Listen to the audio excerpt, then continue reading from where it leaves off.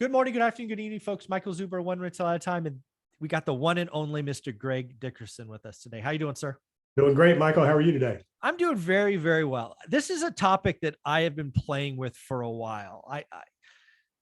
I hear a talk track about the global elite, the 1%. Like there are these mythical people out there that are just, kind of playing with puppet strings, and we all are just left to, I don't know, fall in line, which drives me crazy. I'm lucky enough to have been circulating with self-made successful people and people you would put in the 1%. And I don't think they're generally speaking smarter, especially, self-made folks. They may be more disciplined, but do you believe in the whole global elite, or the top 1,000 or puppet masters, and we're all just following along? Do you follow that logic? No, that's a big conspiracy theory, number one. Number two, a lot of those narratives are made up by people that just, aren't even going to try. And, it's a self-esteem thing. They couldn't do it, so they're going to just, bring down other people and blame other people. But I want to go to the self-made thing, because nobody is self-made. Nobody. Oh, okay. So I like number it. one, you're created by God. Number two, you have parents that birthed you and brought you up, regardless of that relationship. Number three, you had teachers. You had an education. Then generally you're going to have mentors, investors, partners, other things. So nobody does anything absolutely by themselves. Nobody is self-made. Everybody has gotten where they've gotten with and through other people. And some, good ways, and some, as we are witnessing, in this day and age, bad ways, right? So there's a lot of different ways to get there, but nobody gets it done by themselves. Absolutely not.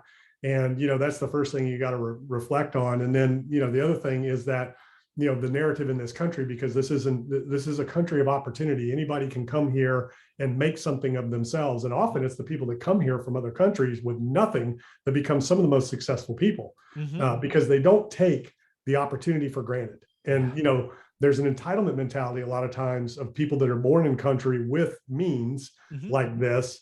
They just take for granted and don't even recognize the opportunity that this country presents for people, to be able to achieve whatever they want.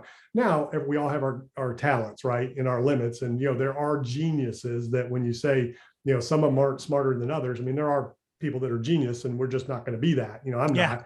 Yeah. If you think Me neither. Like Elon Musk's, and Bill Gates, and just all these people, that are genius level individuals. That have created things that nobody else was thinking of. It's, Steve Jobs. I mean, there's only been one, so there are categories where there's only one of those people. But in general, when you take the top 1%, it's a mix of all kinds of things. And intelligence is not a requirement. You don't have to be smart to be successful, or, super intelligent, whatever. I mean, you got to obviously, understand and learn things and all that. But, Sam Walton, wasn't highly educated. His dad, who started the whole thing, wasn't highly educated. Dollar General, the story of Dollar General, the patriarch of that enterprise now is a billionaire. He's one of my mentors. And, his grandfather started Dollar General. I think he had a third grade education, fifth grade education. Something like and then his son behind him was obviously educated. And then, Cal Turner Jr., he was educated, who ran the company most recently. He's retired now. They built that into, a huge enterprise. And I mean, there's story after story after story of people that are not, formally educated, but they're not stupid. You got to have some level of intelligence, to be able to, understand and learn and do things. But you don't need to be highly educated. You don't need to have a super high IQ, but obviously you got to have some sort of sense about you and some common sense. But more than anything else, hard work. It's hard work that when you go back and look at what's the common denominator between all of the 1%ers out there, if you just level everything else, it's that work ethic that makes the difference. You got to be willing to sacrifice. You got to be willing to go work hard, work smart as well. But you can work as smart as you want. You still got to take the action. You still got to work hard, to get to your goals. There's nothing worthwhile comes easy. And I know that sounds like a cliche or whatever, but I mean, anything that you want, requires work and sacrifice and effort, and the more of that you put in, the more satisfying it is on the other end. That's what a lot of people forget. They look at what it takes to get there versus once you're there, how satisfying it is. That's why physical labor is so rewarding for a lot of people that have never done manual labor as a career or a job. When you go out and work all day with your hands and your body and you look back, you're like, man, look at that. That's satisfying. It's Yeah.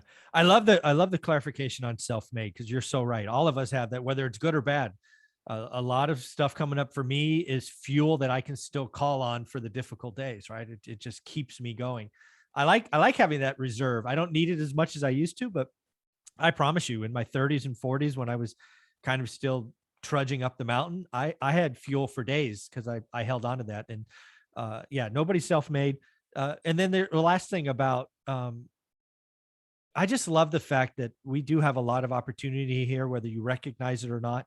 I know I'm lucky enough now to run in circles where there are people worth 8 and 9 figures who did it all themselves, like in one lifetime. This is not like it takes, 100 years to do, right? A decade of hard work, focus, sacrifice, consistency can accomplish amazing things. Just people don't get it, right? A decade in the scheme is not that long. And there's more out there than you think, because Yeah. a lot of people in the social media world think that it's the Rolexes and Lamborghinis that identifies that. Usually those people are broke a lot of times. Exactly. Yeah, exactly. Yeah. There's a lot of people out there that are liquid, and when I say liquid, I'm talking 100 million or more. You would never know it. They're driving regular cars, they live in regular houses, they're doing regular things. A lot of people that exit their companies for tens of hundreds of millions of dollars are doing just ordinary things you would never realize or recognize, with all the flashy stuff, and there's nothing wrong with that. If people love flashy cars and, big houses and all that kind of stuff, that's great. But, the thing is, there's more people out there than you realize that have done extremely well and, are just millionaires. Millionaire isn't what it used to be, especially with inflation. Yeah, exactly. Yeah. Yeah, no kidding. Yeah. Yeah. The last thing I want to say about the folks, again, that pretty consistently, for me anyways, and I'd love to hear your experience, they actually focus, right? This whole idea of diversification, they were, in my experience, myopically focused on whatever their thing was for a long time.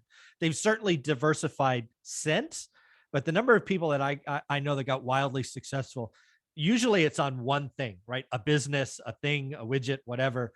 And then they expand. So yeah, there's a lot of folks starting out that you're trying to do 17 things at once. Not a great strategy given the experience I have. What do you think? Yeah, exactly. And that's one of the biggest problems that a lot of people I coach and mentor have when they come to me. They're like, man, I've got all these things. Yeah. I can't focus. And, they need help. And generally what I am gifted in helping people do is figure out what that one thing is. What is it that you should be focused on? And then helping them drill down on that, put systems in place for that, and then invest in these other things to stimulate the entrepreneurial, bug and curse that we all have as entrepreneurs to want to go do something, but generally there's going to be that. You'll find that the most successful people have that one thing that they focus on, and then they'll invest in other things to diversify, but they're not spending time on it. Maybe they have other people or other avenues that it's more passive, doesn't require a lot of time, and even Elon Musk will tell you, there's only so much, capacity mentally in a day to focus on things, because he could go do anything, right? Yeah. People are like, well, you could do this, you could do that. He said, yeah, but I've got my 3 or 4 things, because it's all the time in the day I have to focus time, energy, and attention. And really 90% of it goes into 1 or 2 of them. Yeah, I totally agree. This has been such a fun conversation. Thank you very much for being here every week. Where can people find you? Yeah, gregdickerson.com. That's where all my info is, social media links. Go check it out. Thanks, buddy. I appreciate you.